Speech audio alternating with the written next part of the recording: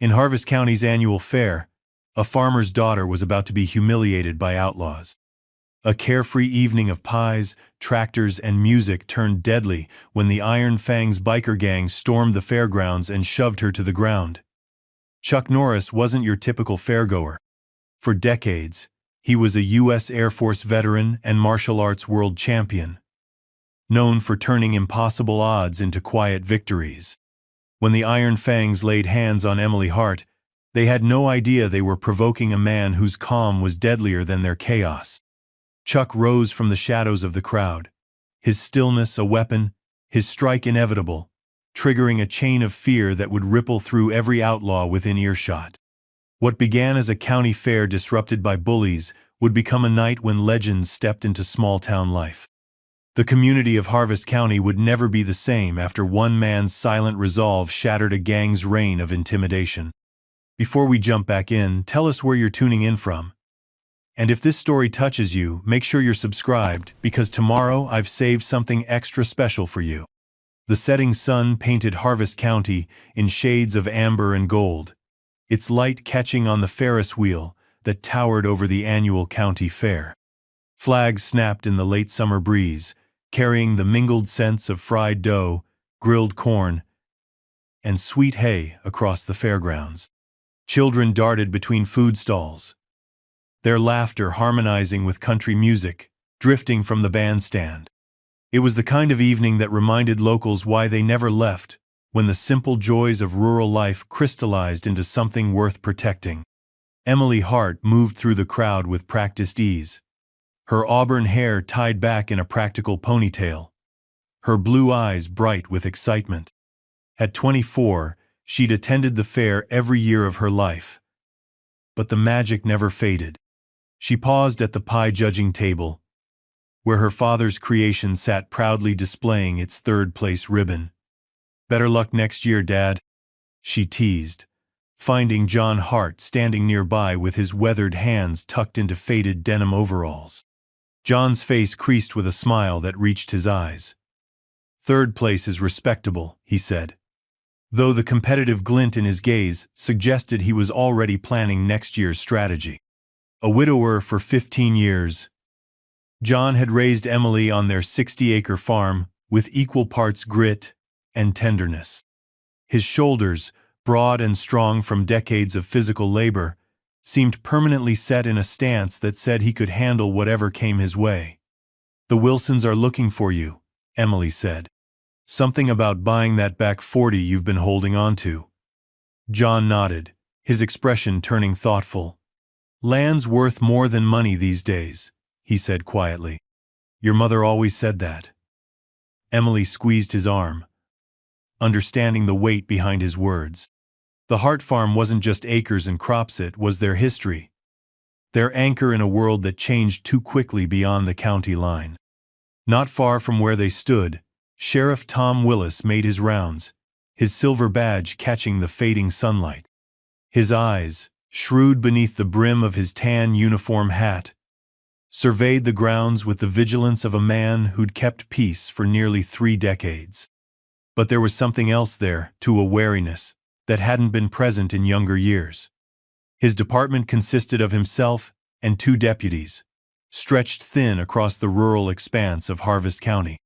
Tonight, with nearly every resident gathered in one place, he felt the responsibility like a physical weight. "Evening, Sheriff," called Merle from the cotton candy stand.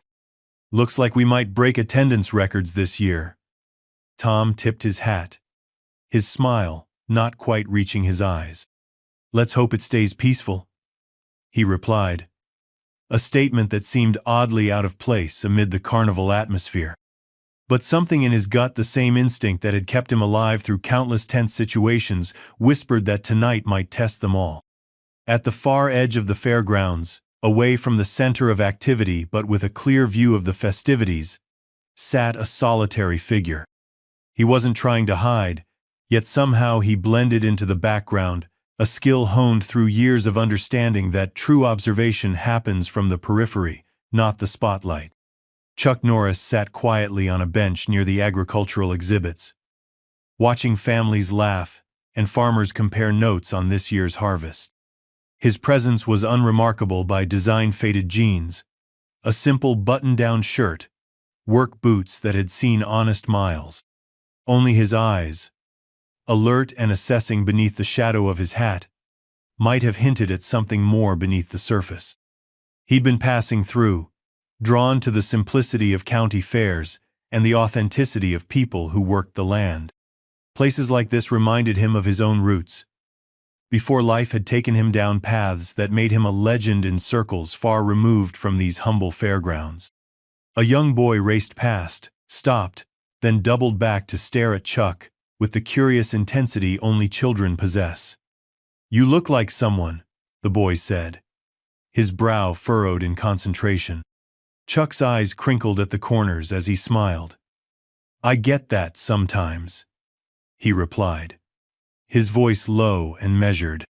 The boy nodded seriously, then darted away to rejoin his friends, the moment of recognition fading as quickly as it had come. Chuck preferred it that way. Fame was a burden he'd carried long enough to know its true value, which was considerably less than the peace found in anonymity.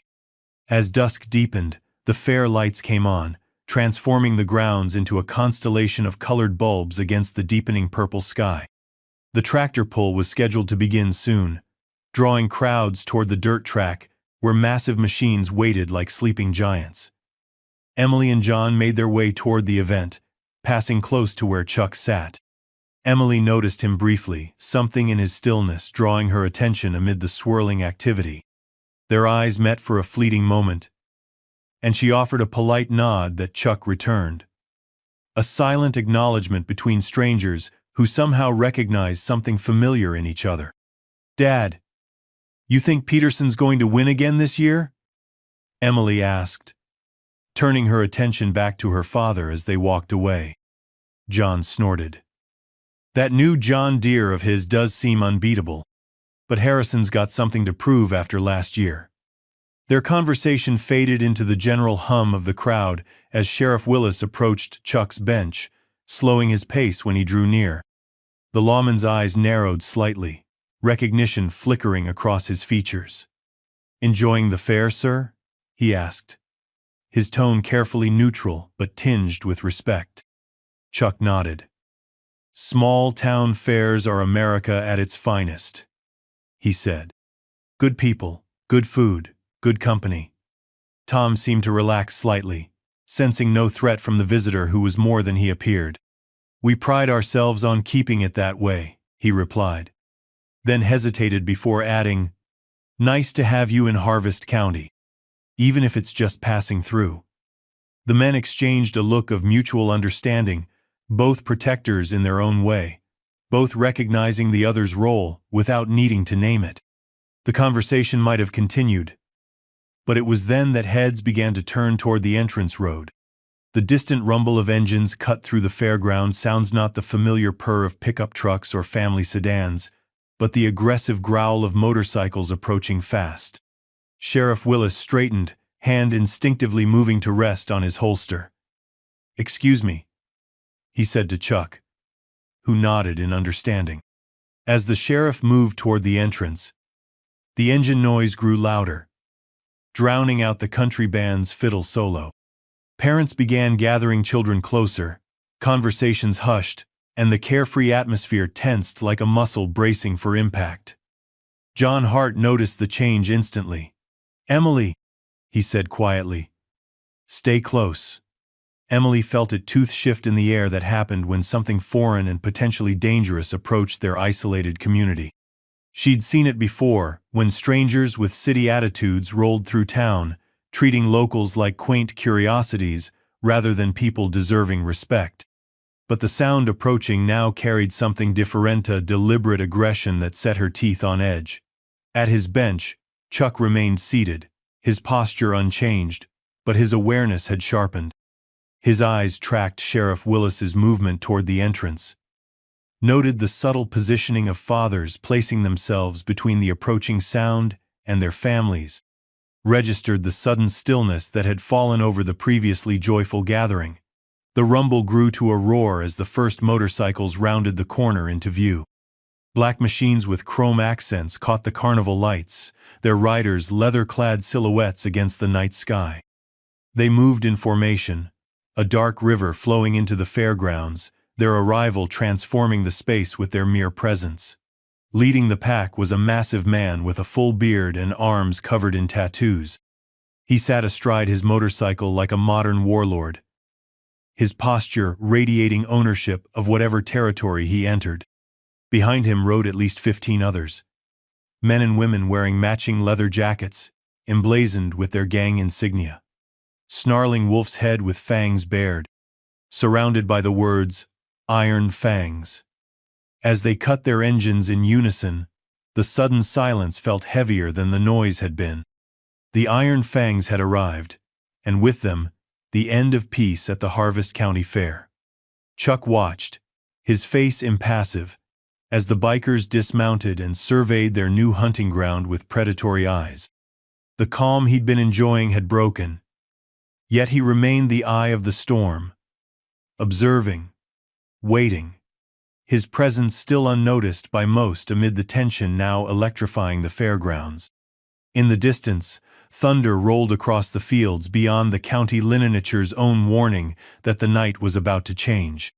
The air grew heavy with the promise of rain and something else, something that made the hair on the back of Emily's neck stand on end as she watched the bikers spread through the crowd like ink through water. The Harvest County Fair had been peaceful for 27 consecutive years. As the Iron Fangs stalked into its heart, that perfect record hung by a thread, waiting for the first act that would snap it. The Iron Fangs moved through the fairground like a dark tide, parting the crowd with their mere presence. Children were pulled aside by protective parents. Conversations died mid-sentence, and the carefree atmosphere of moments before evaporated, like morning dew, under a harsh sun. Their boots crunched against the gravel paths, the sound somehow louder than it should have been in the sudden quiet. Rex Dalton, their leader, stood a head taller than most of his gang, his broad shoulders stretching the leather of his jacket. The years had hardened his face into permanent lines of contempt, but there was intelligence in his eyes, the dangerous kind that knew exactly how to intimidate and when to strike. He swept his gaze across the fairground, taking in the rustic decorations, the homemade competition entries, the simple pleasures of rural life, and his lip curled slightly in derision. Well, he announced, his voice carrying easily across the now hushed crowd. Looks like we found ourselves a real slice of Americana, boys and girls. His gang laughed uncoath, kind of laughter that contained no joy, only the desire to make others uncomfortable. They spread out in twos and threes, moving with the confidence of those who knew no one would challenge them. Sheriff Tom Willis approached with measured steps, keeping his hand conspicuously away from his sidearm but his shoulders squared. 28 years in law enforcement had taught him the delicate balance required when confronting those who thrived on confrontation. "Evening," Tom said, his voice steady despite the knot in his stomach. "Welcome to Harvest County. Fair closes at 11. He paused, then added, "We keep things family-friendly here." Rex turned slowly, making a show of noticing the sheriff for the first time. He was at least 15 years younger than Tom, with the physical presence of someone who used his size as a first resort, not a last one. "Sheriff," Rex drawled the word like it amused him. "Don't worry about us. We're just looking for some wholesome entertainment." His eyes flicked to the badge, then back to Tom's face with barely concealed disdain. "Small department you got here. Just you and... what? One deputy on duty tonight?" The question revealed that the gang had already scouted the area, noted the police presence. Tom felt a chill that had nothing to do with the evening breeze. He had indeed left only Deputy Rodriguez at the station, with Deputy Collins patrolling the fair perimeter. "We managed just fine," Tom replied, keeping his tone neutral. "Long as everyone respects the peace." Rex stepped closer, towering over Tom. "Peace. he repeated, as if tasting the word and finding it distasteful. Sure thing, Sheriff. We're peaceful as lambs. Behind Rex, several gang members snickered. One of them a woman with half her head shaved and mercy tattooed across her knuckles despite showing none in her eyes openly mimicked the sheriff's stance, drawing more laughter. Nearby, John Hart watched the exchange with growing unease. He'd placed himself slightly in front of Emily, an instinctive move to shield her, though she'd edged out from behind him to see better. "Dad," Emily whispered, "we should do something." John shook his head slightly, placing a cautioning hand on her arm. "Not our fight, Em. Sheriff's handling it." But even as he said it, John could see that Tom was outmatched not legally, but in the raw arithmetic of potential violence. The Iron Fangs outnumbered law enforcement by at least 8-1, and they carried themselves with the swagger of people who had nothing to lose and enjoyed proving it. Across the fairground, 3 gang members had reached the food stands. A heavy-set man with a beard plaited into 2 thick braids snatched a caramel apple from a child's hand, taking a large bite before tossing it aside. The child's father began to protest but fell silent when another biker stepped toward him, hand resting casually on what might have been a weapon beneath his jacket. "Hey!" The protest came from Emily before John could stop her. She'd spotted the incident and stepped forward, her indignation overriding caution. "You can't just take things that aren't yours."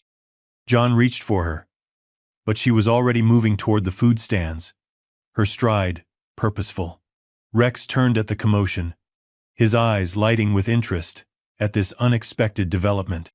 Emily reached the stand where Mrs. Peterson was frozen behind her counter, watching wide-eyed as the bikers helped themselves to her carefully arranged display of prize-winning preserves.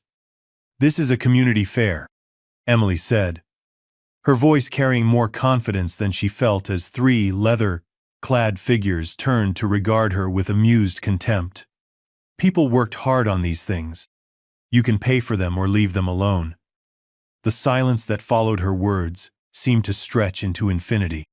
John had reached her side now, his hand gently but firmly gripping her elbow. "Emily," he murmured, "let's go." But the damage was done. The bearded biker stepped toward her, jar of blackberry preserve still in his massive hand. "Well, well," he said, his voice a gravelly rumble. "Looks like someone's daddy didn't teach her about picking fights she can't win." John's grip on Emily's arm tightened. "My daughter speaks her mind," he said evenly. "But we're not looking for trouble." "Too late," the biker replied, his grin revealing a gold tooth.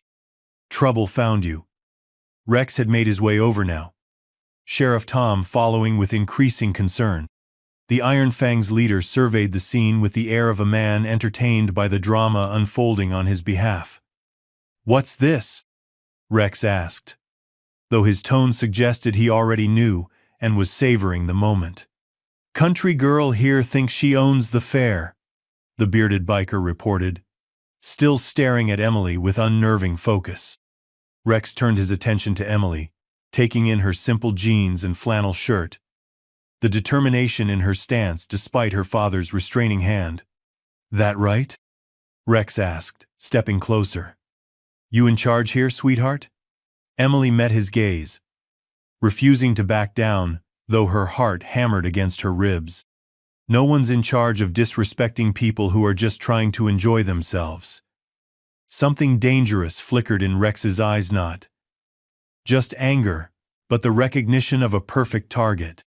Here was someone whose defiance would make breaking her all the more satisfying, whose humiliation would demonstrate his power more effectively than any physical threat to the sheriff could. "Respect," Rex repeated, drawing out the word. "That's earned in my world, not given away for free." From his position near the agricultural exhibits, Chuck Norris watched the confrontation unfold with growing attention. He hadn't moved from his bench, but his focus had sharpened, his senses cataloging details most would miss: the positions of each gang member, the subtle shifts in their body language, the fearful tensions rippling through the crowd, the isolation of the sheriff, despite his badge. Most importantly, He noted the dangerous momentum building as Rex stepped even closer to Emily, violating her personal space with deliberate intimidation. "I think," Rex said, loud enough for those nearby to hear, "you need to learn how things work when the Iron Fangs come to town." John tried to pull Emily back, but Rex moved with surprising speed for his size. His hand shot out, shoving Emily hard enough to send her stumbling backward. She collided with Mrs. Peterson's stand, sending jars of preserves crashing to the ground where they shattered in explosions of glass and fruit. The sound seemed to echo across the fairground. For a moment, no one moved. The act of violence, however relatively minor, had crossed a line that even the crowd's fear couldn't ignore. Emily regained her balance, her cheeks flushed with humiliation and anger, jam staining the back of her shirt where she'd hit the table. Telling and preparing this story took us a lot of time. So if you are enjoying it, subscribe to our channel. It means a lot to us. Now back to the story. Sheriff Tom stepped forward. "That's assault," he said, his hand moving to his holster. Rex turned to him with exaggerated surprise. "Is it?" Looked to me like she tripped. His eyes scanned the frozen faces of the nearest fairgoers. "Anyone see differently?" The silence that followed was deafening. Not because no one had seen, but because everyone had, and no one dared contradict the man whose gang now surrounded them, outnumbering the law, bringing the threat of chaos into their peaceful community. John's face had gone pale with a combination of fury and fear, the impotent rage of a father who couldn't protect his daughter against such odds. His hands clenched into fists at his sides, but he remained where he was, knowing that any move would only make things worse. Rex's laughter cut through the tension, a sound without mirth that seemed to release his gang to join in. They moved more boldly now, reaching for food without pretense of paying, knocking over displays with deliberate carelessness, reveling in the power they held over the subdued crowd. "That's how respect works," Rex announced, addressing the onlookers as much as Emily. "When you have power, you get respect. When you don't." He gestured to the broken jars at Emily's feet. It was at that moment, as Rex turned away in dismissal, that his gaze landed on Chuck for the first time. Chuck hadn't moved during the entire confrontation. He still sat on his bench, legs stretched casually before him, watching with an expression of calm assessment that stood in stark contrast to the fear or anger on every other face in the vicinity. Something about that calm triggered an instinctive response in Rex the Predator's recognition of something that doesn't fit the pattern of prey. His eyes narrowed slightly, taking in the solitary figure whose stillness somehow commanded more attention than movement would have. "Well, what do we have here?" Rex said, changing direction to saunter toward Chuck's bench. "Someone who thinks he's above it all?" The gang members nearest to Rex turned their attention to this new target, sensing their leader's shift in focus. Sheriff Tom watched with growing concern, caught between the need to help Emily and the new tension developing across the fairground. Chuck made no move to stand as Rex approached. He simply met the biker's gaze with steady eyes that revealed nothing of his thoughts. "I asked you a question, old man," Rex said, stopping a few feet from the bench, his posture deliberately intimidating as he loomed over the seated figure. Chuck's voice, when he finally spoke, was quiet, but carried clearly in the hushed atmosphere. "Looked to me like you were leaving that young lady alone," he said, his tone suggesting this was not a request but a simple statement of what was about to happen. Rex blinked, momentarily thrown by the calm authority in those words. Then his face split into a grin of genuine amusement. "Well, I'll be damned," he said, turning to his gang. "We got ourselves a hero." The Iron Fangs shifted, moving to surround Chuck's bench in a loose semicircle, their anticipation palpable. The crowd's attention had fully transferred to this new confrontation, their collective breath held as they watched the tension build between the biker leader and the quiet stranger. Emily had made her way back to her father's side. Her initial humiliation transformed into concern for the man who had spoken up on her behalf. She'd noticed him earlier. Something about his stillness had caught her eye even amid the fair's commotion. Now that same quality seemed to hold the gang's attention, though they clearly misinterpreted it as vulnerability rather than control. "Dad," she whispered. "Who is that?" John shook his head slightly, his eyes never leaving the scene. "Not sure," he murmured. "But I think Rex just picked the wrong fight." From the look on Rex's face, the thought hadn't occurred to him yet.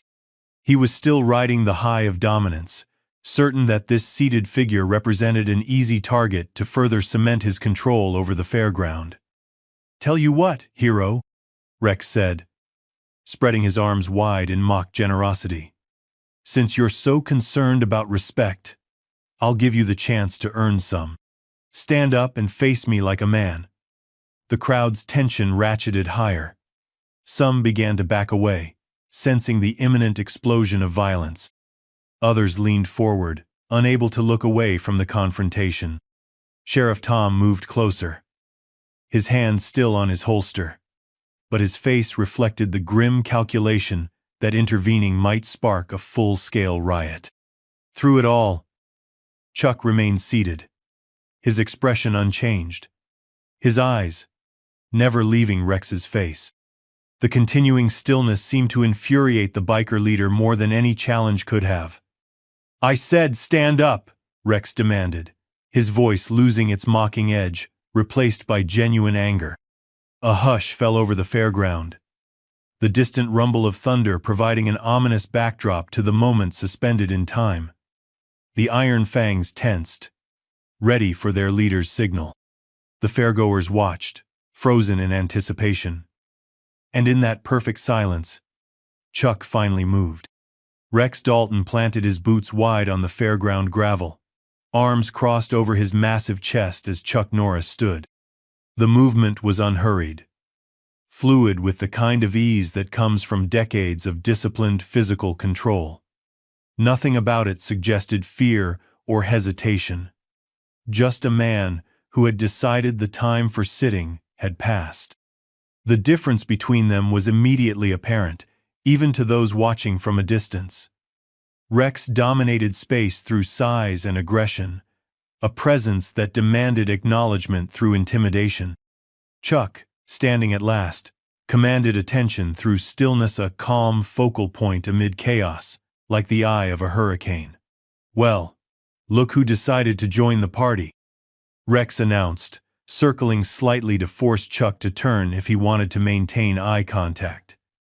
It was an old predator's trick: establish dominance through movement, make the prey respond to you. Chuck didn't take the bait.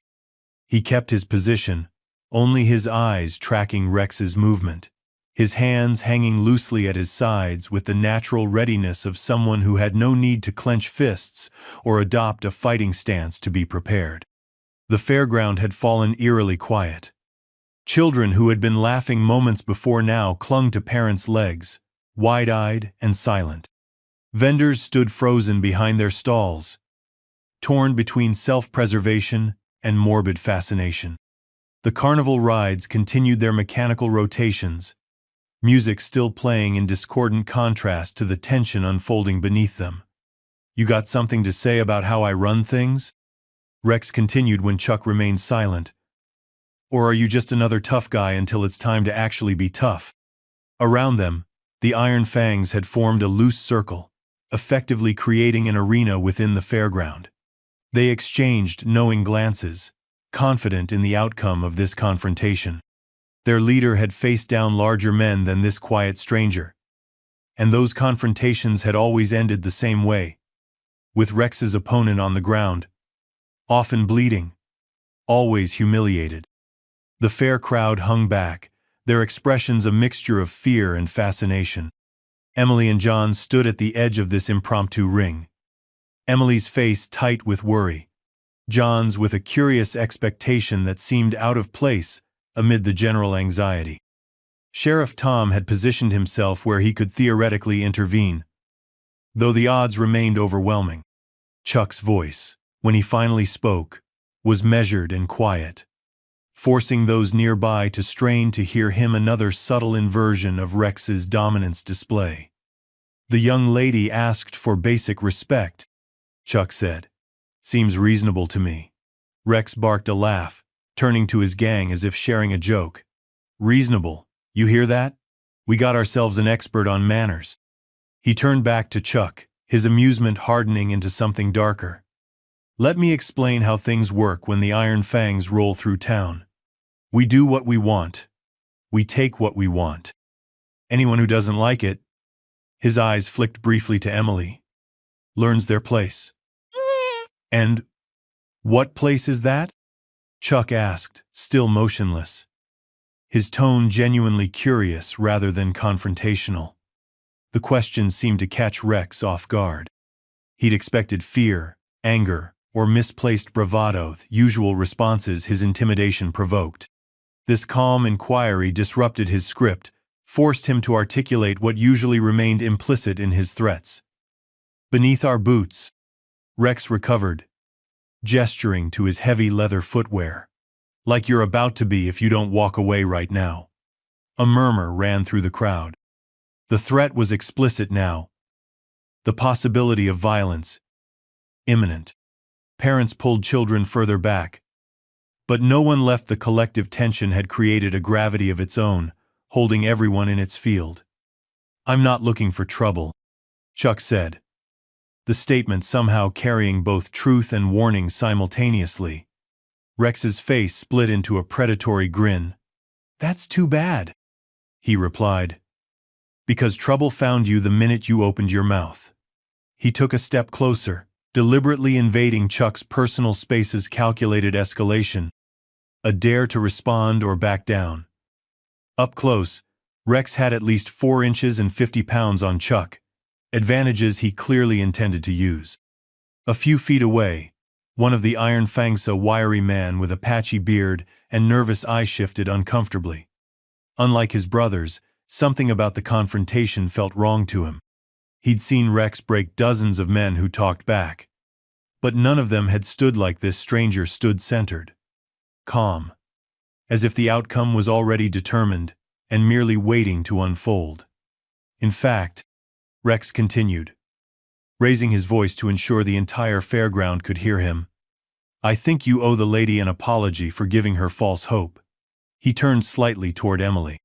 "See, sweetheart, your knight in shining armor is just another old man who doesn't know when to shut up." Emily's cheeks flushed, her eyes darting between Rex and Chuck. Something in the quiet stranger's demeanor kept her from feeling the despair Rex clearly wanted to provoke. Instead, she found herself oddly certain that despite appearances, Chuck was not the one in danger. Mrs. Peterson, whose jam display had been destroyed during Emily's earlier confrontation with the bikers, inched closer to where John Hart stood. "Should we do something?" she whispered, her voice barely audible. John shook his head slightly, his eyes never leaving the scene before them. "Just watch," he murmured. "I've seen that look before. In the service. Men who move like him, they're not what they seem." Rex turned back to Chuck, disappointment flickering across his features at the continued lack of fear. "Last chance to walk away, old man. Or should I say, limp away." Chuck remained where he stood, his expression unchanged. "There are children present," he said quietly. "This isn't the place for what you're starting." Rex threw back his head and laughed, a sound his gang echoed on cue. "Children present? Christ, you sound like my third-grade teacher." He leaned in closer, his voice dropping to a threatening growl. "Maybe that's the lesson they need to learn. What happens to people who don't know their place?" Sheriff Tom took a half-step forward, his hands still on his holster. "That's enough," he called, his voice carrying the authority of his office. Despite the outnumbered reality, "I'm asking everyone to disperse now." Rex didn't even turn to acknowledge the sheriff.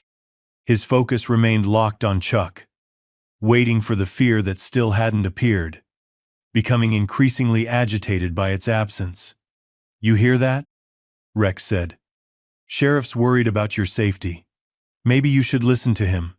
Maybe we all should, Chuck replied evenly. Something in his tone finally penetrated Rex's bravado. For just a moment, uncertainty flickered in the biker's eyes, quickly masked, but noticed by those watching closely. The wiry gang member with the patchy beard saw it too, his own discomfort growing. He'd never seen Rex hesitate. Not once in the 3 years he'd ridden with the Iron Fangs. Then Rex did something unexpected. He stepped back, creating space between himself and Chuck, and raised his hands in an exaggerated gesture of surrender. "You know what? You're right," he announced, his voice heavy with mock sincerity. "This is a family event. We should respect that." He turned in a slow circle, addressing the crowd now.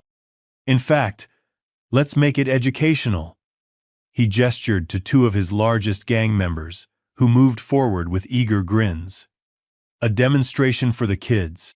What happens when you mouth off to the wrong people?" The gang members flanked Chuck, their intentions clear in their stance. The crowd's tension spiked, several people calling out warnings or protests that died quickly under the Iron Fang's collective glare. "Hold up," Rex said, suddenly thoughtful. "This isn't fair, is it? 2-on-1. He made a show of considering, then brightened. "I know. We'll make it sporting. Old man versus me. 1-on-1. He spread his arms wide. "See? I'm reasonable too." Sheriff Tom moved decisively now, positioning himself at the edge of the confrontation. "This stops now," he ordered. "Dalton, you and your gang need to leave the fairground." Rex turned to him with exaggerated surprise. "Or what, Sheriff? You'll arrest all 17 of us? With your 2 deputies?" He shook his head in mock disappointment. "I don't think the math works out in your favor."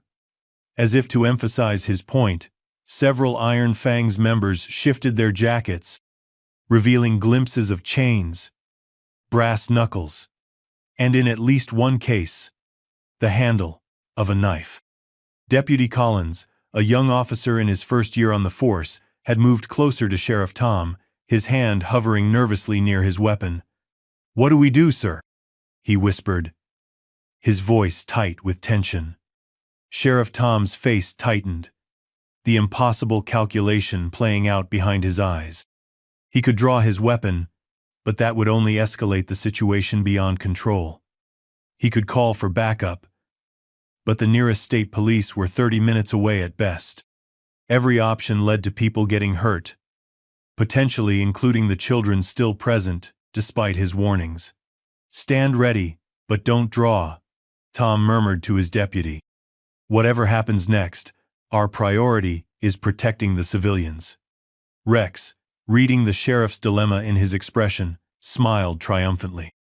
"Smart move," he said, then turned back to Chuck. "Now, where were we?"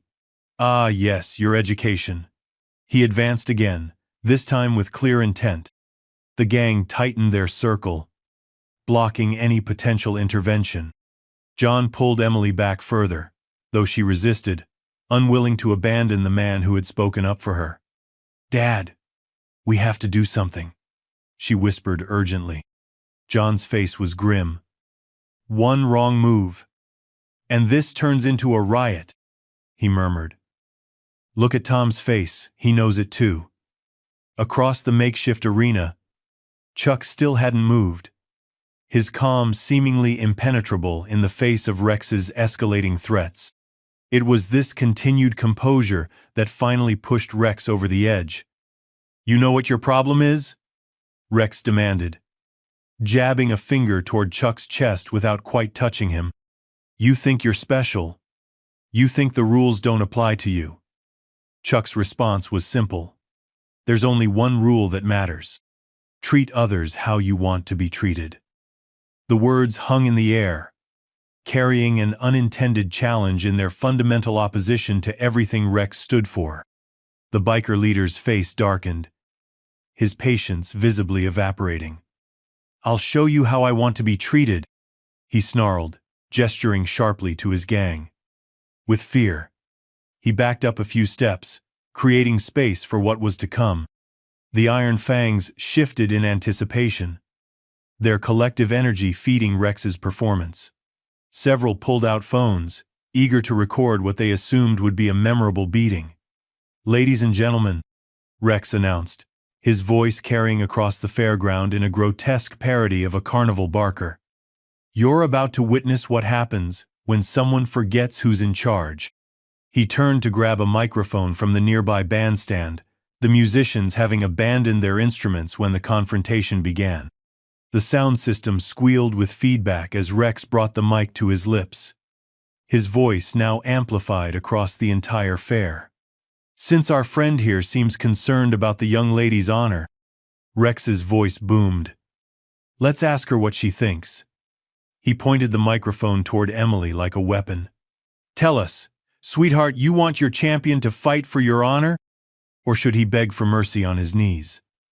The crowd's collective attention swiveled to Emily, who stood frozen in the sudden spotlight. John's hand tightened protectively on her shoulder, but she stepped forward slightly, lifting her chin despite the fear visible in her eyes. "Leave him alone," she said, her voice steady despite being barely loud enough to carry. "He hasn't done anything to you." Rex's laughter exploded through the speakers. "Hasn't done anything. That's the point, sweetheart. Standing by while I put my hands on you. What kind of man does that make him?" It was a calculated twist of events, a verbal trap designed to force Chuck into action on Rex's terms. The crowd murmured, some falling for the manipulation, questioning the stranger's continued restraint in the face of such provocation. In the back of the crowd, old Mr. Cloud, Jenkins, a Korean War veteran who rarely spoke about what he'd seen overseas, leaned toward his grandson. "Watch carefully, boy," he whispered. "That fella ain't scared. He's waiting." "Waiting for what, Grandpa?" the boy whispered back. Jenkins' weathered face creased in a knowing smile. "The right moment. Men like him, they don't fight because they're provoked. They fight when it's necessary, not before." Rex tossed the microphone to one of his gang and stalked back toward Chuck, stopping just out of arm's reach. "Time to choose," he said, his voice lower now, but still carrying in the tense silence. "Fight me like a man, or walk away and prove you're nothing but talk." Throughout Rex's entire performance, Chuck's expression hadn't changed. He stood with the same calm readiness, neither advancing nor retreating, his breathing steady and controlled. When he finally spoke, his words were directed not at Rex but at the sheriff. "Tom," he said quietly, "might be a good time to get the children clear." The use of the sheriff's first name, a small detail that spoke volumes about Chuck's situational awareness, created a ripple of realization through the crowd. Parents immediately began moving their children toward the fairground exit, recognizing the instruction for what it was: the final warning before inevitable conflict. Sheriff Tom nodded once, signaling to several parents who began quietly moving their families toward the fairground exit. His deputy followed suit, helping to create a path through the crowd for the families to escape what was coming. Rex noticed the movement and his face contorted with anger at having his audience diminished. "Nobody leaves," he shouted, gesturing to his gang members to block the exits. It was the first serious tactical error Rex had made in dividing his forces, allowing his anger to dictate his strategy rather than his objectives. Several iron fangs moved to intercept the departing families, creating space around Chuck that hadn't existed before. The wiry biker with the patchy beard hesitated, looking between Rex and the families trying to leave. Something about stopping children from getting to safety crossed a line even his compromised moral code couldn't accept. He stayed where he was, and two others followed his example, creating a small but significant fracture in the gang's unity. Rex didn't notice the shift in dynamics, too focused on the confrontation directly before him. "Enough stalling," he growled, moving into a fighting stance. "You wanted respect? Earn it." Chuck's gaze remained steady, but something subtle had changed in his posture. minute adjustment that only a trained eye would recognize as preparation rather than fear. His weight shifted slightly, centering his balance. His hands remained relaxed at his sides, but his fingers spread almost imperceptibly, ready. "Last chance to walk away," Chuck said. The offer genuine despite the circumstances. Rex's response was a barking laugh devoid of humor. "From an old man who talks big? I don't think so." He turned to his gang, playing to his audience one last time. "Watch and learn how we handle disrespect." He lunged forward suddenly, a ham-sized fist swinging toward Chuck's face with enough force to shatter bone. The crowd gasped.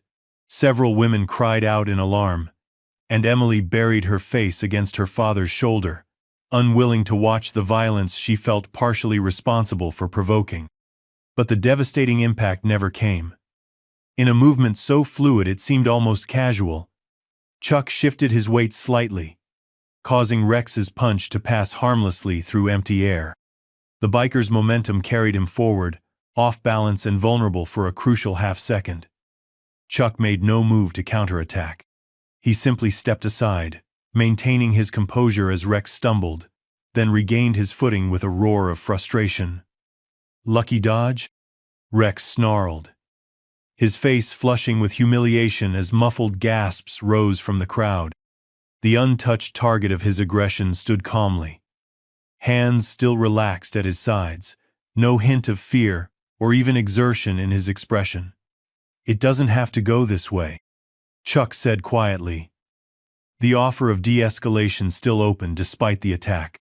Rex's response was another wild swing, this time followed by a combination of punches thrown with the unrestrained fury of a man unaccustomed to being made to look foolish. Each blow cut through empty air as Chuck moved with minimal effort, his economy of motion making Rex's aggression appear increasingly clumsy and telegraphed. The Iron Fangs watching began to shift uncomfortably, their earlier bloodthirsty anticipation replaced by uncertainty. This wasn't following the familiar script where their leader's size and ferocity overwhelmed opponents. Instead, Rex was punching shadows while the older man hardly seemed to move at all. "Stand still and fight!" Rex bellowed, frustration overriding strategy as he lunged again. Chuck finally spoke, his voice carrying easily despite its measured tone. "Fighting and defending are different things." The simple statement, delivered without condescension, seemed to enrage Rex further. He charged like a bull, attempting to use his superior weight to simply tackle Chuck to the ground. This time, Chuck's response was more direct. As Rex barreled forward, Chuck pivoted slightly, using the biker's own momentum to redirect him. A subtle shift, an almost imperceptible guidance of energy, and suddenly Rex was sprawling face first onto the fairground dirt, his own force used against him. The crowd's collective intake of breath was audible in the sudden silence. Old Mr. Jenkins nodded approvingly, whispering to his grandson, "See that? He's letting the bully defeat himself." Rex pushed himself up slowly, dirt clinging to his beard and leather jacket, his eyes wide with disbelief, before narrowing into slits of pure hatred. For the first time since the Iron Fangs had arrived at the fair, true fear flickered across his fascino, fear of physical pain, but the dawning realization that he was completely outmatched by an opponent whose capabilities he couldn't begin to understand. "Get him," Rex ordered his gang, abandoning any pretense of a fair fight. Several Iron Fangs started forward, but hesitated when Chuck turned his calm gaze toward them. Something in that look not threatening, but profoundly certain made them falter. The wiry biker with the patchy beard took a deliberate step backward, shaking his head slightly. "Your boss isn't hurt," Chuck said to them. "Just his pride. Ask yourselves if that's worth what comes next." The gang members glanced at each other, their earlier confidence cracking. Their hesitation lasted only seconds before Rex scrambled to his feet, face contorted with rage. "Cowards!" he shouted at his own people. "I'll do it myself!" He reached inside his jacket and pulled out a wicked hunting knife, its blade catching the fairground lights as he flipped it open with practiced ease. Sheriff Tom immediately drew his weapon. "Drop it, Dalton," he commanded, his voice carrying the full authority of his office. "That's a deadly weapon." But Rex was beyond rational thought. Humiliation having overridden his usual calculation. He circled Chuck, knife extended, looking for an opening. "Not so calm now, are you?" Rex taunted, though Chuck's expression remained unchanged despite the escalated threat. Emily clutched her father's arm, her earlier fear for Chuck transformed into something closer to awe. Even facing a knife, the stranger maintained a composure that seemed almost supernatural in its steadiness. "Dad," she whispered. "Who is he?" John shook his head slightly, his eyes never leaving the confrontation. "I'm starting to have an idea," he murmured. Rex lunged with the knife, a strike aimed to incapacitate rather than kill, not from mercy, but from the desire to prolong the confrontation. This time, Chuck's response was more definitive. His hand moved in a blur, catching Rex's wrist in mid-strike. For a moment, they stood frozen in that position, the knife trembling in the air between them. Then Chuck applied pressure, precise, controlled, and irresistible. Rex's face contorted, first in surprise, then in pain. The knife fell from suddenly nerveless fingers, landing with a dull thud in the dirt. Chuck released Rex's wrist and stepped back, still making no move to attack, despite the clear opportunity. The restraint was more intimidating than aggression would have been, a demonstration of complete control over the situation. Rex cradled his wrist, shock visible beneath his anger. He glanced at his fallen knife, then at his gang members who remained frozen in place, then back to Chuck, whose calm had never wavered. "You're dead," Rex hissed, the threat hollow even to his own ears. "You hear me? Dead." "What I hear," Chuck replied quietly, "is a man who could still walk away from this, with nothing worse than a sore wrist and a lesson learned." The night air had cooled considerably by the time the pie contest winners were announced, carrying the scent of approaching rain and freshly turned earth from the nearby fields. Chuck Norris stood quietly at the edge of the crowd, a paper plate with a slice of John Hart's blackberry pie balanced in one hand. "Robbed again," John said good-naturedly as he joined Chuck, having officially maintained his third-place standing. Mrs. Donovan's apple crumble took first. Second year running. Chuck nodded appreciatively after taking another bite. "Competition seems fierce. Small-town pride," John agreed, watching as Emily chatted with friends nearby. "It matters here doing things well. Being known for something. Even if it's just the best pie in the county." The fair had regained much of its earlier atmosphere, though subtle differences remained. Parents kept children closer, groups stayed together, and Sheriff Tom maintained higher visibility. The Iron Fang's intrusion had left its mark, even in their absence. "Word's getting around about what happened," John continued, his voice lower. "About who you might be." Chuck took another unhurried bite of pie, his expression revealing nothing. "People like stories," he said simply. Emily approached, her earlier hesitancy replaced by comfortable admiration. "The tractor pull's starting in 15 minutes, she announced. "Dad, aren't you judging?" John checked his watch and nodded. "Better head over." He turned to Chuck. "Care to join? Best seat in the house at the judge's table." Chuck shook his head slightly. "Think I'll watch from the stands. Less attention that way." As John headed toward the tractor pull arena, Emily lingered, studying Chuck with undisguised curiosity. "You don't like attention, do you? Even good attention." "Attention changes things," Chuck replied. "Sometimes it's better to observe than be observed." Emily considered this, nodding slowly.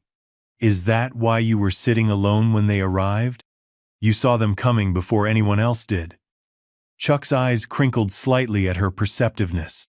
Awareness is a habit worth developing. They began walking toward the arena, falling into comfortable silence. The fairground had taken on a different energy as evening deepened, more intimate. The lights brighter against the growing darkness. "They'll be talking about this fair for years," Emily said. "About what you did. About what we all did," Chuck corrected gently. "You stood up first. Your father backed you. The sheriff held his ground. Sometimes courage is contagious." Emily smiled at that. "Still, I've never seen anything like how you handled Rex. It was like watching water flow around rocks instead of trying to move them." Chuck nodded, appreciating the metaphor. Force against force creates resistance. Yielding, while directing, creates harmony. They reached the arena where massive tractors were being lined up, their engines idling with deep rumbles that vibrated through the ground. Emily pointed toward bleachers where her friends had saved seats. "Would you like to join us?" Chuck glanced at the group, then at the wider crowd still stealing glances in his direction. "Think I'll find a quieter spot," he said, nodding toward a less populated section. "But thank you." Emily accepted this with understanding. "Well, if you change your mind, there's always room." She hesitated, then added, with simple sincerity, "I'm really glad you were here tonight." As she jogged toward her friends, Chuck found himself reflecting on the strange currents that had brought him to this particular fair on this particular night. Life had taught him that coincidences rarely existed, paths crossed for reasons, even if those reasons weren't immediately apparent. He settled onto a bench with a clear view of both the arena and the wider fairground. From this vantage point, he could observe everything. Families gathered in anticipation. Sheriff Tom making another circuit. John Hart conferring with fellow judges. A community united by simple pleasures and shared values, the kind worth protecting. The announcement system crackled to life, the MC welcoming everyone to the highlight event. The crowd's attention shifted toward the track where the first massive tractor was positioning itself, its driver waving to scattered cheers. Chuck remained aware of exits and entrances, of the mood of the crowd, of potential trouble spots. Old habits, ingrained through decades of training and experience. He noticed immediately when a ripple of tension passed through the crowd near the main entrance. Heads turned, conversations stalled, and Sheriff Tom straightened as he looked toward the disturbance. Chuck followed the sheriff's gaze, his body tensing imperceptibly as he identified the cause. Motorcycles. Not the full gang returning, but 3 riders entering the fairground at a measured pace, their engines deliberately throttled down as if to announce peaceful intentions. Rex Dalton led the small group, his face still bearing smudges of dirt from his earlier fall, his expression set in careful neutrality. Behind him rode the massive bearded biker who had questioned Rex's orders, and the woman with the shaved head who had suggested retreat. Sheriff Tom moved to intercept them, one hand resting on his holster. Rex stopped immediately, switching off the engine and raising both hands, a deliberate demonstration of non-aggression. His companions followed suit, their body language carefully controlled. From his position in the stands, Chuck watched the interaction with calm assessment.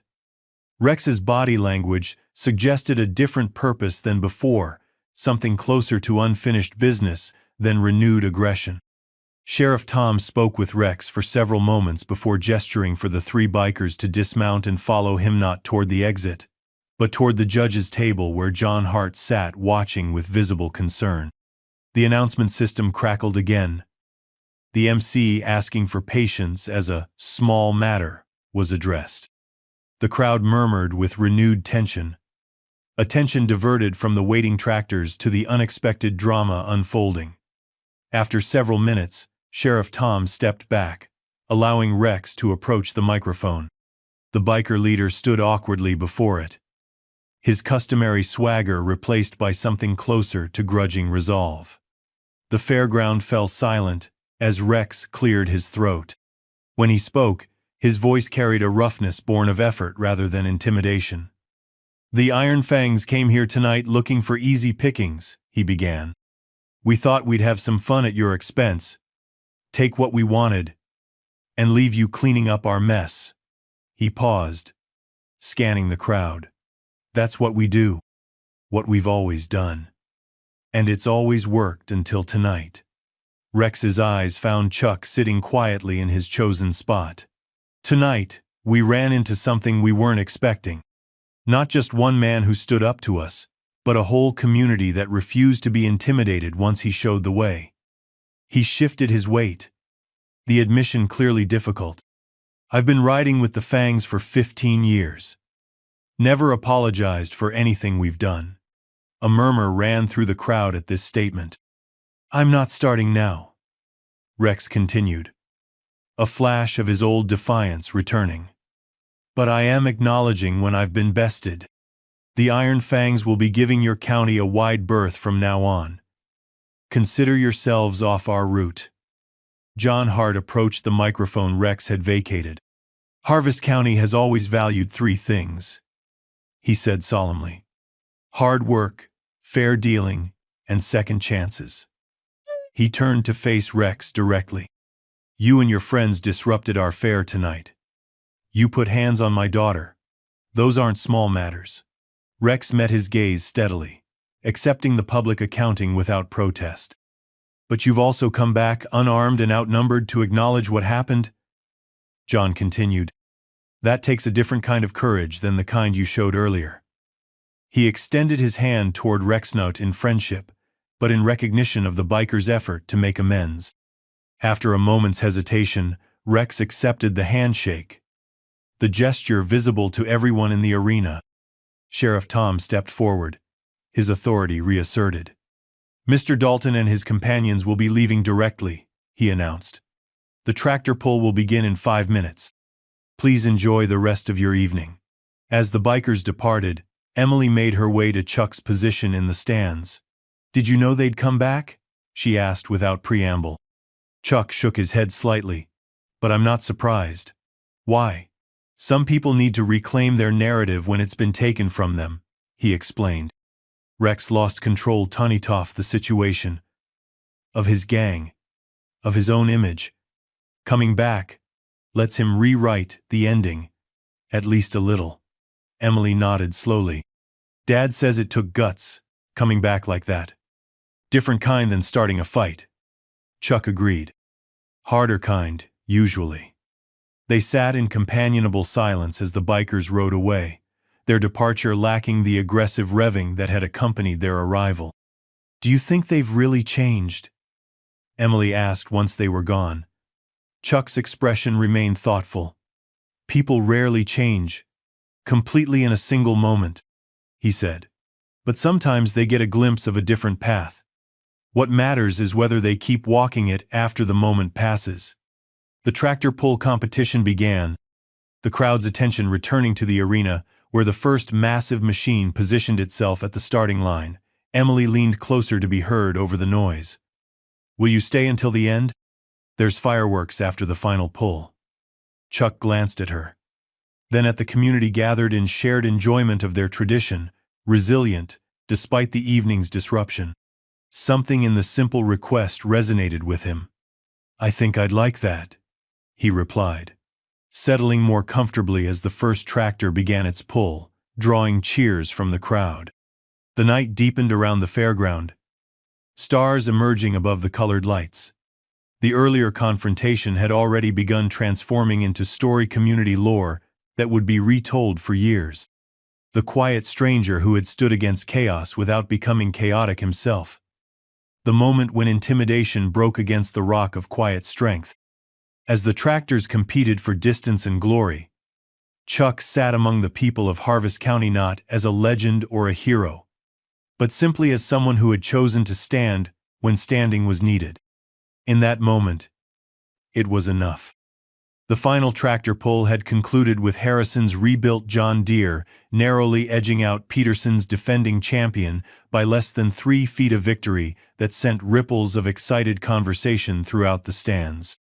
As competitors exchanged good-natured handshakes, the fairground began transitioning toward the evening's final event, the fireworks display that traditionally closed the Harvest County Fair. Families spread blankets on the grassy hillside, claiming viewing spots for the show, scheduled to begin once darkness settled. Vendors did brisk business in hot chocolate and coffee, the evening air having cooled enough to make warm beverages welcome. The earlier tension had largely dissipated, replaced by anticipation and the comfortable weariness that follows a day of simple pleasures. Chuck Norris stood at the edge of the gathering, observing the scene with quiet appreciation. Emily had rejoined her friends after the tractor pull, respecting his preference for space, while ensuring he knew he was welcome to join them for the fireworks. Sheriff Tom had made a point of stopping by to shake his hand again, the gesture carrying more personal gratitude than official recognition. John Hart approached, carrying 2 steaming cups. He offered one to Chuck, who accepted with a nod of thanks.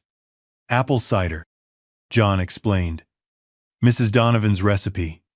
Only makes it for the fair." They stood together in comfortable silence, sipping the spiced cider as the last glow of sunset faded.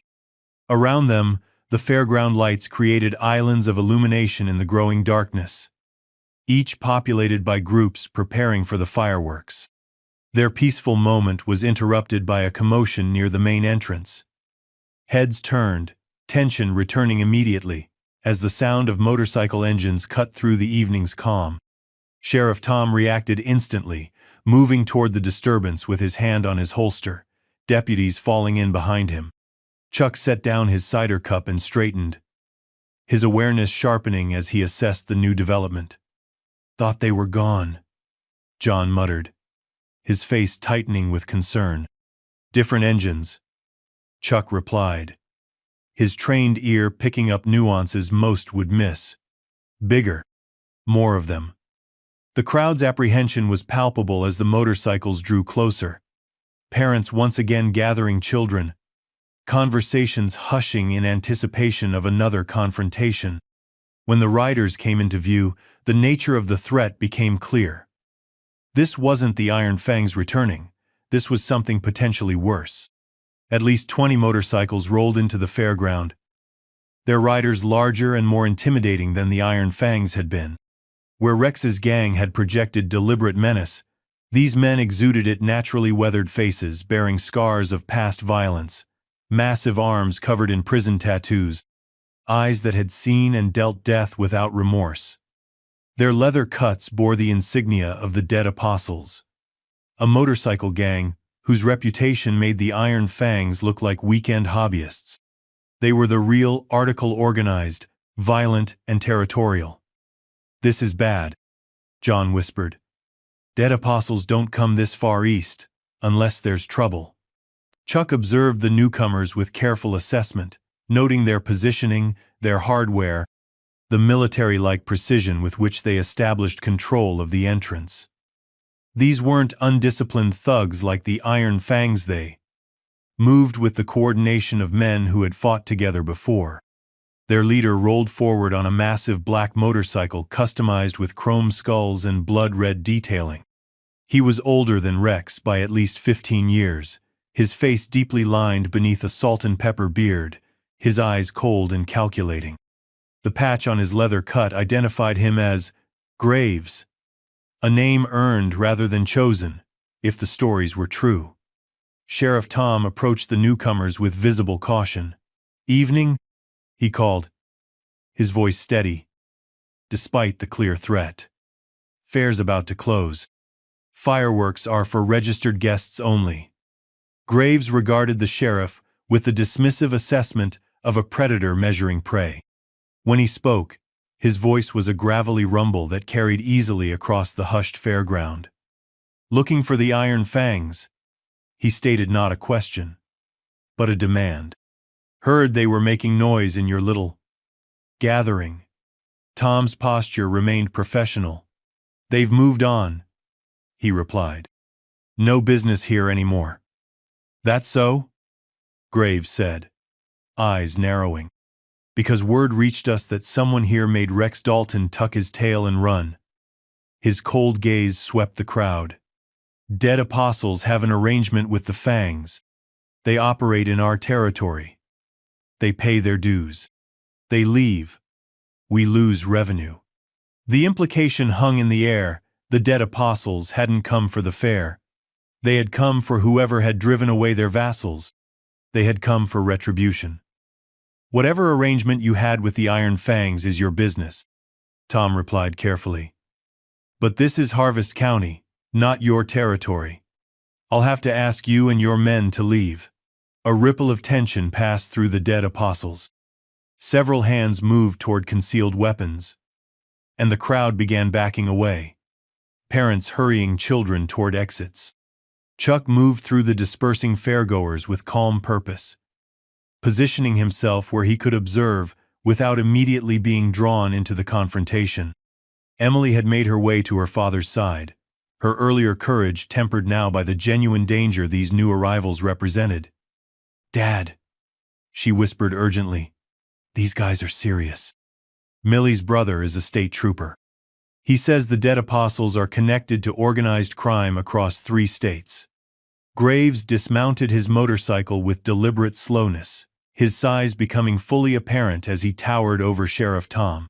Unlike Rex's performative intimidation, Graves carried an aura of genuine menace, quiet certainty of a man who had backed up his threats many times before. "Let me be clear, Sheriff," Graves said, his voice dropping to a dangerous register. "Someone here humiliated Rex Dalton, made him break our arrangement, cost us money." He stepped closer, invading Tom's personal space. "I don't care about your county fair. I don't care about your badge. I care about making an example." Sheriff Tom held his ground. "And I care about keeping the peace in my jurisdiction," he replied. "Whatever happened with the Iron Fangs is over. I suggest you let it stay that way." The standoff crystallized, neither man willing to back down. Around them, the dead apostles had formed a loose semicircle, their postures communicating readiness for violence. The few deputies looked painfully outnumbered. Graves turned to his gang. "Search the fairground," he ordered. "Find whoever sent the Fangs running. Bring them to me." The dead apostles began to spread out, moving with practiced coordination. Families huddled together in fear. The evening's simple pleasures transformed into a nightmare of potential violence. It was at this moment that Chuck decided direct intervention had become necessary. With measured steps, he emerged from the edge of the crowd. "No need to search," he said, his voice carrying easily despite its quiet tone. "I'm the one you're looking for." All eyes turned toward him. Sheriff Tom's with concern, Emily's with fear, John's with grim understanding, and Graves with cold calculation. The dead apostles' leader studied Chuck with narrowed eyes, taking in his unassuming appearance, his relaxed posture, the complete absence of fear in his demeanor. Something in that assessment caused a flicker of recognition in Graves' expression. Not of Chuck specifically, but of what he represented. Men like Graves didn't survive as long as he had without developing an instinct for dangerous opponents. "You?" Graves said, skepticism warring with caution in his tone. "You're who made Rex Dalton and his boys turn tail?" Chuck made no effort to confirm or deny, simply meeting Graves' gaze with steady calm. His silence was more effective than any boast could have been, a confidence so complete it required no validation. Graves circled slightly, studying Chuck from different angles. "Rex said someone interfered with his business," he continued. "Made him look weak. Cost him control of his own gang." His voice hardened. "Cost me money." "Sounds like Rex's problem," Chuck replied evenly. "Not yours, not theirs." He nodded toward the frightened families. "You've made your point. Time to leave." Graves wasn't easily dismissed. "You don't give orders here," he growled, gesturing toward his assembled gang. "We do." "No one gives orders here," Chuck corrected mildly. "This is a community gathering. These people came for tractor pulls and pie contests, not to be caught between you and Rex Dalton's wounded pride." Something in the simple truth of this statement seemed to register with Graves, though his expression remained hard. "Business is business," he said. Respect has a price. So does disrespect, Chuck replied, his gaze steady. Rex learned that tonight. You can learn from his mistake, or repeat it. Dawn arrived with gentle insistence over Harvest County, painting the eastern sky in watercolor hues of pink and gold.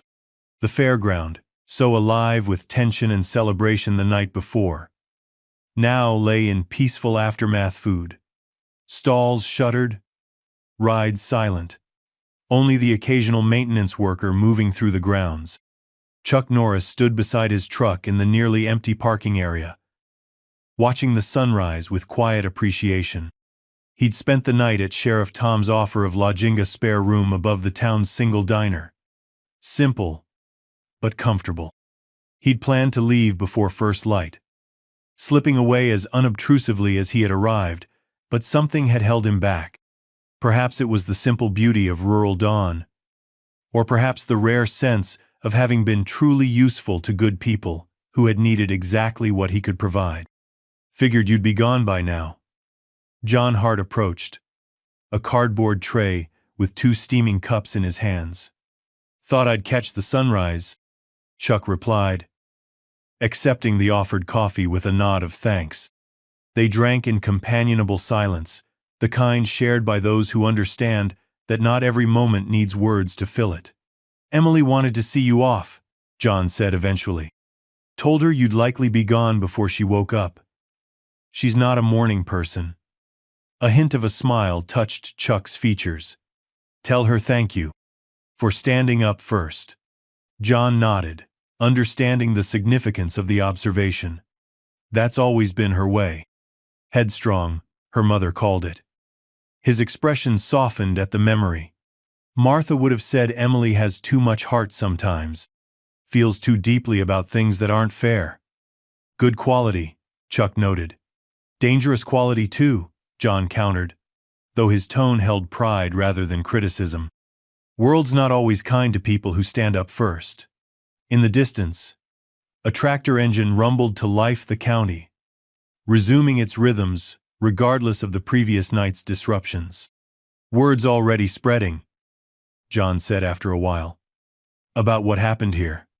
Both times. He glanced sideways at Chuck. Your name's being mentioned, even though you never actually said it. Chuck accepted this information with characteristic calm. Stories grow in the telling, he observed. Usually bigger than the reality. John shook his head slightly. Not this time, he said with quiet certainty. 2 gangs came looking for trouble. 2 gangs left without finding it. That's not a story, that's just what happened. Sheriff Tom's patrol car pulled into the parking area. Tom emerged, his uniform crisp despite the early hour. Thought I might catch you, he said, approaching with an outstretched hand that Chuck shook firmly. Didn't want to miss saying goodbye properly. Got some interesting calls this morning, Tom continued. State police, FBI liaison, even a contact from the governor's office. Seems word travels fast when the dead apostles change their territory unexpectedly. Chuck's expression revealed nothing. They were particularly interested in reports of who might have influenced that decision, Tom added, studying Chuck with professional curiosity. Name that keeps coming up in connection with last night's events. Funny how rumors start, Chuck observed mildly. Tom held his gaze for a moment, then smiled. Told them all the same. Thing County Fair got a little rowdy, settled down on its own, no charges filed, no incident report necessary. He paused. Figure some things are better left as local matters. Wise approach, Chuck acknowledged with genuine appreciation. Tom reached into his pocket and withdrew a small envelope. Almost forgot. Emily asked me to give you this if I saw you. Said it was important. Chuck accepted the envelope, noting his name written on the front in careful cursive. He tucked it into his jacket pocket, without opening a gesture of respect for Emily's intention that it be read privately. I should get going, Chuck said finally. Long road ahead. John extended his hand. Harvest County's always open to you, he said as they shook. Anytime you're passing through. Or even if you decide to stay a while longer next time, Tom added. As Chuck turned to open his truck door, movement at the fairground entrance caught his attention. A familiar figure, jogging toward them with determined strides. Emily Hart arrived slightly breathless, her hair hastily pulled back. She carried a small package wrapped in brown paper and tied with simple twine. "I thought I'd missed you," she said, relief evident as she reached them. Chuck accepted her offering, unwrapping it carefully to reveal a blue ribbon attached to a small wooden plaque. The ribbon was clearly from the fair first place inscribed in gold lettering, and the plaque bore a simple engraving, "For standing when it mattered." For a brief moment, his customary calm gave way to genuine emotion, visible only in the slight softening around his eyes. "The committee voted last night, after you left," Emily explained. "Special award. First time they've ever given one." "I can't accept," Chuck began. But Emily shook her head firmly. "You can, and you will," she insisted. "Not for fighting or anything like that. For showing us something important." Chuck raised an eyebrow in silent question. "That real strength isn't loud or showy," Emily continued. "It's calm and certain, and only acts when necessary. And that one person standing can make others brave enough to stand too." "Thank you," he said simply. "I'll keep it with me. The envelope has something else," she added, gesturing toward his pocket. "For later."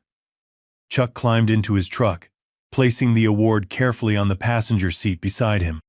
He offered a final nod of farewell to the three figures standing together in the morning light, representatives of the community he had helped protect. Miles down the highway, with Harvest County receding in his rearview mirror, Chuck finally reached for the envelope. The message inside was simple. "Mr. Norris, thank you. Doesn't seem like enough for what you did for our town, but it's what I have to offer. Dad says you're the kind of man who does what's right because it's right, not for recognition or rewards. I believe that's true. But I wanted you to know something. Last night, after everything happened, I overheard Mrs. Peterson talking to her grandson Billy. He's 7 and was scared by the bikers. She told him, 'Sometimes the strongest person in the room is the quietest one. Remember that.' Then Billy asked if that's why the bad men left. And she said, 'They left because they finally met someone who didn't need to prove anything.' I thought you should know that you didn't just stop trouble last night. You taught us something important. Something that will stay long after you've gone. Safe travels. And thank you for standing when it mattered." Emily Hart. Chuck folded the letter carefully and returned it to its envelope, a thoughtful expression crossing his features. He had entered Harvest County, seeking nothing more than a quiet evening at a rural fair, yet had found himself drawn into a situation that required exactly what he had to offer. The open road stretched before him, leading toward whatever came next. But as the miles accumulated, Chuck found himself reflecting on the community he had left behind, on their resilience, their values, and the unexpected connections formed in moments of shared purpose.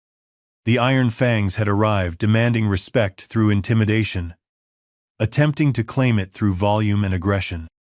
The Dead Apostles had come seeking respect through fear and reputation, believing it could be enforced rather than earned. Both had departed, having encountered a different kind of strength zone that didn't shout or threaten, that acted only when necessary and with precise control, that protected rather than dominated.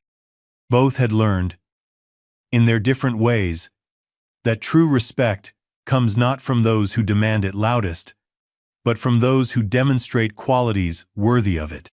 As Harvest County faded into memory behind him, Chuck Norris carried with him more than just a blue ribbon and a heartfelt letter.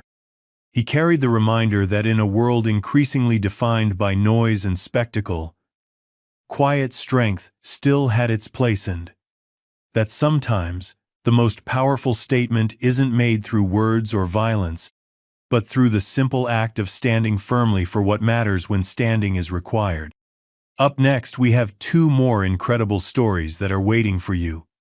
Just click the image you want to watch, and it will take you there. If you enjoyed this video, make sure to subscribe.